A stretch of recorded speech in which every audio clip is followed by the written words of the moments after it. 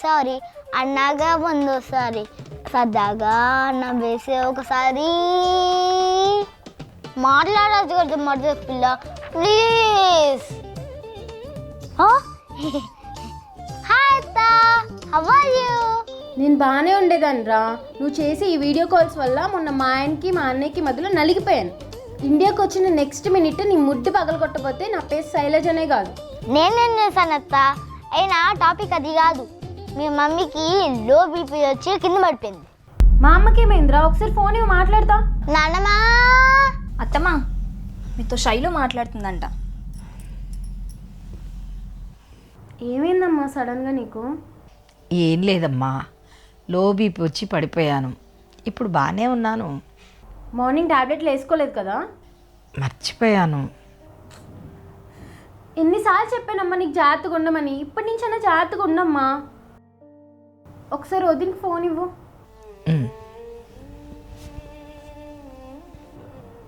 ఎలా ఉన్నావు శైలు? అంతా ఓకేనా? నేను బాగానే ఉన్నా వదిన. అమ్మని జాగ్రత్తగా చూసుకో. ఒక్కదాన్ని ఎక్కడికి పంపించుకో. నువ్వేం టెన్షన్ పడకు శైలు, నేను చూసుకుంటాను. అన్నయ్య ఎలా ఉన్నాడు వదిన? నేను చాలా మిస్ అవుతున్నా అన్నయ్యని. బాగున్నారు శైలు, మీ అన్నయ్య కూడా నేను చాలా మిస్ అవుతున్నారు. ఎందుకు వదిన అబద్ధాలు చెప్తావు? అన్నయ్యకి ఇంకా నా మీద కోపం పోలేదన్న విషయం నాకు తెలుసు. ఇండియాకి రాగానే ఫేస్ టు ఫేస్ కూర్చొని మాట్లాడతాను అన్నయ్యతో. సరే వదిన, అన్నయ్యని అడిగానని చెప్పు. సరే శైలు, నువ్వు జాగ్రత్త.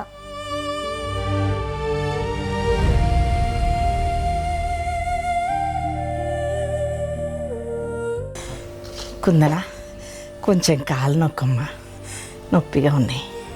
సరే అత్తమ్మా, మీరు పడుకోండి, నేను నొక్కుతాను. అమ్మా కుందనా, రోజు తిడుతూనే ఉంటుంది. ఇప్పుడు దీనికి నేను కాలు నొక్కాలా అని తిట్టుకుంటున్నావులే. ఏంటి అత్తమ్మా మీరు కూడా? నేనెందుకు అలా అనుకుంటాను? మీరు నాకు అమ్మ లాంటి వాళ్ళు. మీకు సేవ చేసుకుంటే నాకు పుణ్యమే కదా వచ్చేది. కదా, నేను చెప్పేది కూడా గదే కదా. గా జాబు గీబు వద్దు, ఇంట్లోనే ఉండి నాకు సేవలు చేసుకో, గా పుణ్యమేదో నేనే ఇస్తానని. అగో ఏం చూస్తున్నావు? చక్కగా వద్దు.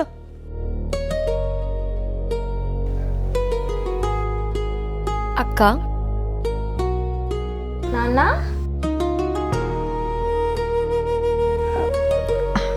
వద్దమ్మా, వద్దు వద్దంటున్నాక నొక్కుతూనే ఉన్నావు. నా బంగారు తల్లి కదా, చాలేమ్మా. ఎలా ఉందమ్మా ఇప్పుడు మీకు? మీరాదయ్యా, బాగున్నాను. రండి కూర్చోండి. వెళ్ళమ్మా, వెళ్ళి టీ పట్టుకురా. పో తల్లి.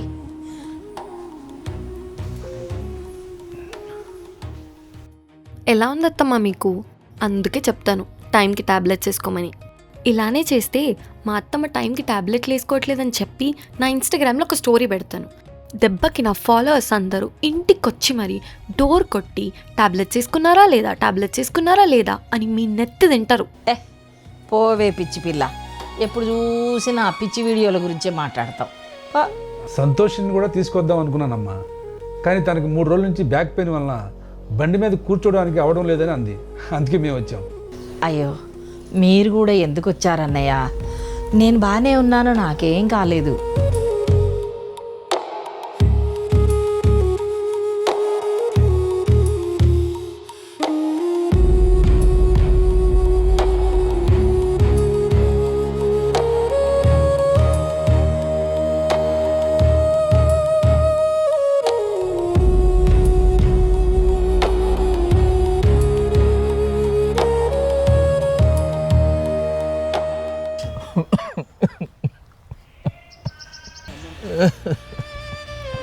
పిల్లోని అనరాని మాటలు అనేసి నువ్వెందుకురా చిన్నపిల్లల్లో ఏడుస్తున్నావు? నువ్వు అన్న ప్రతి మాట వానికి చాలా లోతుగా తగిలిందిరా.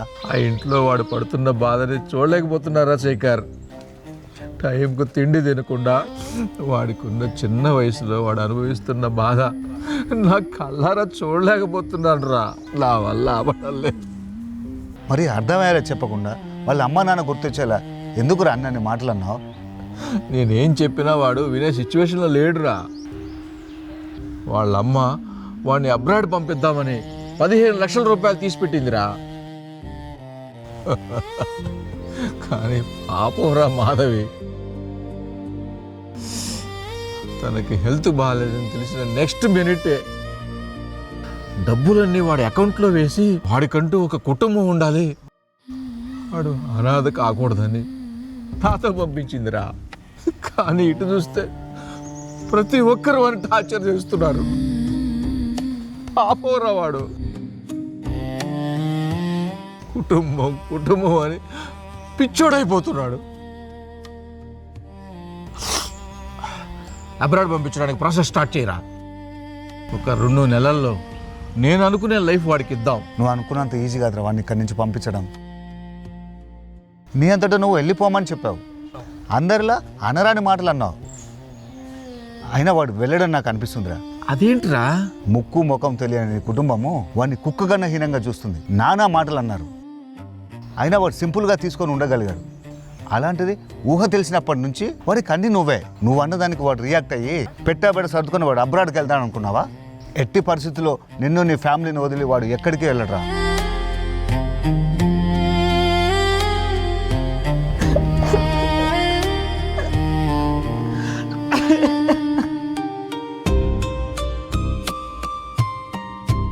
వాళ్ళు నీ కుటుంబం అని నీకెవరు చెప్పారా?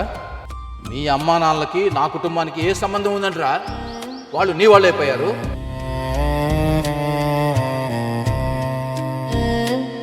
నువ్వు నాకు పుట్టలేదు కాబట్టి నీకు నా వాళ్ళకి ఎటువంటి సంబంధం లేదు.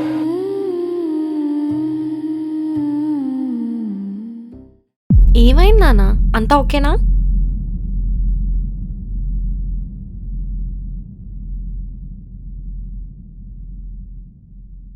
హలో బావగారు, ఏమైంది? ఏం లేదు, అమ్మ గుర్తుకొచ్చి కొంచెం ఎమోషనల్ అయ్యాను అంతే.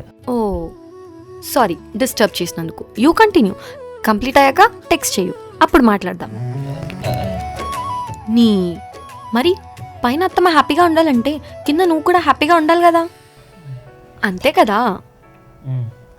ఇలా ఏడుస్తూ కూర్చుంటే అయ్యో నా కొడుకు ఏడుస్తున్నాడు, ఏం చేయాలి అని ఏం చేయలేక తను కూడా పైన ఏడుస్తూ కూర్చుంటుంది. సో గుడ్ బాయ్ లాగా ఈ మబ్బు మొహం కడుక్కొని ఫ్రెష్ అయ్యాపు, బయటికి వెళ్దాం.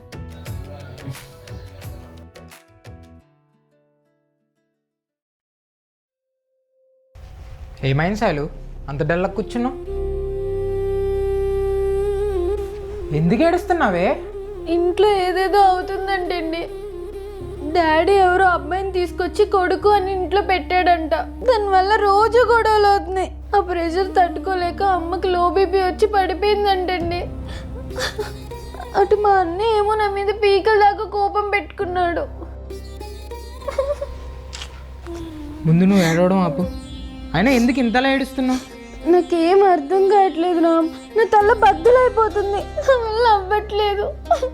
అయ్యో శైలు, నువ్వు ఇప్పుడు ఇక్కడ ఇంత ఆలోచించినంత మాత్రాన అక్కడంతా సెటిల్ అయిపోతుంది అనుకుంటున్నావా? చెప్పు. ఏమో రామ్, నాకు ఆ ఇంటికి వెళ్ళాలంటేనే భయం వేస్తుంది. అక్కడ మా అన్నీని ఎలా ఫేస్ చేయాలో, ఆ గొడవలన్నిటిని ఎలా ఆపాలో నాకేం అర్థం అవ్వట్లేదు. ఇంకొక 2 డేస్లో ఇండియాకి ఫ్లైట్. నువ్వు మొత్తం ప్యాక్ చేసుకొని రెడీగా ఉండు. కావాలంటే నేను కూడా మీ ఇంటికి వస్తాను. అక్కడికి వెళ్ళిన తర్వాత మొత్తం సిచ్యువేషన్స్ అన్నీ మనం సెటిల్ చేద్దాం, ఓకేనా? Thank you Ram, thank you so much. ఏంటి సడన్గా వచ్చాడు మీ డాడీ? పెద్దమ్మకు బాగాలేదని మార్నింగే కదా నేను నీకు చెప్పింది. ఈ గ్యాప్లో వరంగల్ నుంచి వచ్చాడా? అంటే ఏంటి ఇప్పుడు మీ పెద్దమ్మని చూడడానికి మా డాడీ వరంగల్ నుంచి వచ్చారనుకుంటున్నావా? అంతే కదా. మరి అంత ఓవర్ థింకింగ్ వద్దు రాజా. మా డాడీ వచ్చింది హైదరాబాద్లో ఉన్న వాళ్ళ ఫ్రెండ్స్ని కలవడానికి. నేనే అత్తమ్మకి హెల్త్ బాగాలేదని చెప్పేసి తీసుకొచ్చాను. ఆశాకుతో అయినా అక్కతో టైం స్పెండ్ చేయొచ్చు అని చెప్పి నా ప్లాన్. అయ్యాడా, ఏదో మా పెద్దమ్మ మీద ప్రేమతోటి వచ్చినట్టు నువ్వు మీ డాడీ అంత యాక్టింగ్ చేశారు. మరి ఈ ఆన్ స్క్రీన్ టాలెంట్ అంతా ఎక్కడి నుంచి వచ్చింది అనుకుంటున్నావు? మా డాడీ నుంచే. నువ్వు క్రేజ్ అమ్మా, మీ డాడీ ఇంకా craze. Wow, super family. Madam madam madam, మీరు ఏంజల్ ఐషు కదా? అవును మేడం మేడం, నేను మీకు పెద్ద ఫ్యాన్ ని మేడం. అసలు మీరు క్రేజ్ తీస్తారు మేడం రీల్స్. అసలు ఆ ఎక్స్ప్రెషన్స్, ఆ డాన్స్ క్రేజీ ఉంటుంది మేడం. మేడం మేడం ఒక్క ఫోటో మేడం, ఒక్క photo please please madam please. Bro bro ఒక్క ఫోటో దింపు బ్రో. ఓకే.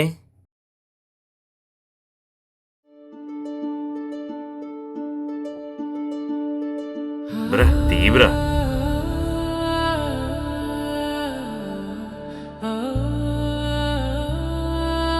బ్రో తీవ్రో బ్రా ఏడీనా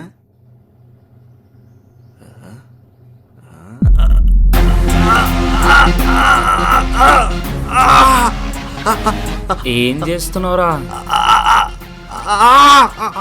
అమ్మాయిలతో ఎలా బిహేవ్ చేయాలో నేర్పించలేదారా మీ స్కూల్లో? రే చెయ్యదులరా చెయ్యదులరా. వదలకపోతే ఏం చేస్తావురా? ఫోటో అడిగితే నన్ను కొట్టవని సోషల్ మీడియా మొత్తం వైరల్ చేపిస్తాను సంగతి. ఓహో వదిలే బావా, అనవసరంగా గొడవ పెద్దదైపోతుంది. అవునా? ఏం చేస్తావురా? వైరల్ చేస్తావా? వైరల్ చేస్తావా? వైరల్ చేస్తావా? ఒక అమ్మాయి తన ఇంట్లో ఉన్న రెస్ట్రిక్షన్స్ దాటుకొని తన టాలెంట్ని ప్రూవ్ చేసుకోవడానికి పబ్లిక్లోకి వచ్చి వీడియోలు చేస్తే ఒక సైడ్ చుట్టాలు, ఒక సైడ్ వీడియో కింద కమెంట్స్లో A to Z కూడా సరిగ్గా చెప్పడం రాని వాళ్ళు కూడా ఆ అమ్మాయి క్యారెక్టర్ని జడ్జ్ చేస్తారు. వీటన్నిటిని దాటుకొని 0 to హీరో లాగా ఒక స్టాండర్డ్కి వస్తే నీలాంటి చెత్త నా కొడుకులు ఏం జరగని దాన్ని కూడా ఏదో జరిగిపోయింది అన్నట్టు హ్యాష్ట్యాగ్లు క్యాప్షన్లు పెట్టి మరీ సోషల్ మీడియాలో వైరల్ చేస్తారు. కథం సొసైటీ మొత్తం ఒక సైడ్కి వెళ్తుంది, ఆ అమ్మాయి ఒక్కటి మాత్రం ఒక మూలకి వెళ్ళాల్సి వస్తుంది.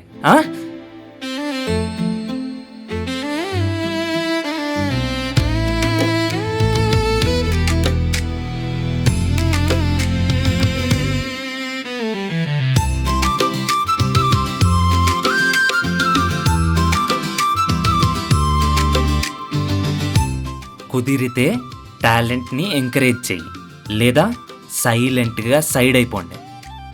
ఇలా వైరల్ చేస్తా చూసుకుంటా అని బ్లాక్మెయిల్ చేస్తే బల్బులు పగిలిపోతాయి. అర్థమైందా? నాడు. Sorry sister. అన్నా ఎన్ని రోజులైందమ్మా నిన్ను చూసి. బాగానే ఉన్నావు తల్లి? చాలా బాగున్నాను నాన్న. మీరు అమ్మ ఎలా ఉన్నారు? బాగానే ఉన్నావురా. నువ్వేమో ఇక్కడ, చిన్నదేమో జాబు. నేను అమ్మ మిమ్మల్ని చాలా మిస్ అవుతున్నావురా. మంచి సంబంధం చూసి దానికి కూడా పెళ్లి చేస్తే ఇక నాకు మీ అమ్మకు ఏ టెన్షన్ ఉండదు. నాకు కూడా అలాగే మంచి సంబంధం వచ్చిందని హడావిడిగా పెళ్లి చేశారు నాన్న. కానీ చెల్లి విషయం నాలాగా కాకుండా మంచి అబ్బాయిని చూసి అన్నీ బాగున్నాయి, ఒకరినొకరు బాగా అర్థం చేసుకుంటున్నారు అన్న తర్వాతే ఫైనల్ డెసిషన్ తీసుకోండి నాన్న. లేదంటే నాలాగా చెల్లి కూడా జీవితాంతం బాధపడాల్సి వస్తుంది నాన్న. ఏమైంది తల్లి అలా ఉన్నావు? నువ్వు హ్యాపీగా లేవా? అంతా బాగానే ఉంది నాన్న, కానీ నాకంటూ ఫ్రీడమ్గా జాబ్ చేసుకునే స్పేసే ఇవ్వట్లేదు. 24 గంటలు ఇంట్లోనే ఉండాలంటున్నారు నాన్న. మరెందుకు నాన్న నాకు అంత ఖర్చు పెట్టి చదివించారు? నన్ను అల్లుడితో ఏమైనా మాట్లాడమంటావా అమ్మా? వింటాడేమో. వద్దు నాన్న, నేనే ఎలాగోలా అర్థం చేసుకుని ముందుకు వెళ్ళడానికి ట్రై చేస్తున్నాను. కానీ ఒక్కటి మాత్రం బాగా అర్థమైంది నాన్న, ఒక ఆడపిల్ల జీవితం అనేది ఒక పెద్ద పుస్తకం. దాని మధ్యలో పిన్ పేజ్ అనేది ఉంటుంది కదా నాన్న, అదే పెళ్ళి అనే చాప్టర్కి ఫస్ట్ పేజ్, కానీ ఫ్రీడమ్ అనే చాప్టర్కి లాస్ట్ పేజ్. ఆ పుస్తకం మొదటి నుంచి ఆ పేజ్ వరకు తల్లిదండ్రులు చాలా అందంగా రాస్తారు నాన్న. దాని తర్వాత నుంచి రాయాల్సింది అత్తగారింటి వాళ్ళే. అక్కడ రాతల్లో ఏదైనా తేడా జరిగితే ఆ పుస్తకం అయ్యేంత వరకు ఆ ఆడపిల్ల ఏడుస్తూనే బ్రతకాల్సి ఉంటుంది నాన్న. నా జీవితం అంతా ఎలాగో అడ్జస్ట్ అవుతూ బ్రతకాల్సి వస్తుంది. కానీ చెల్లి జీవితం మాత్రం అలా అవ్వకూడదు నాన్న. ప్రతి పెళ్ళైన ఆడపిల్లకి ఫ్రీడమ్ ఉండాలి. ఎంత బాధ పెట్టుకున్నావా తల్లి లోపల? ఇన్ని రోజులు చెప్పకుండా ఎలా ఉన్నావు తల్లి? అల్లుడు వల్ల ఏమైనా ఇబ్బందులు ఉంటే చెప్పు తల్లి, కూర్చొని మాట్లాడదాం. నేను మాట్లాడతా. కిట్టు వేరే అమ్మాయి మాయలో పడ్డాడేమో అనిపిస్తుంది. ఒకసారి నాన్నకు చెప్తే నాన్నే చూసుకుంటారు కదా.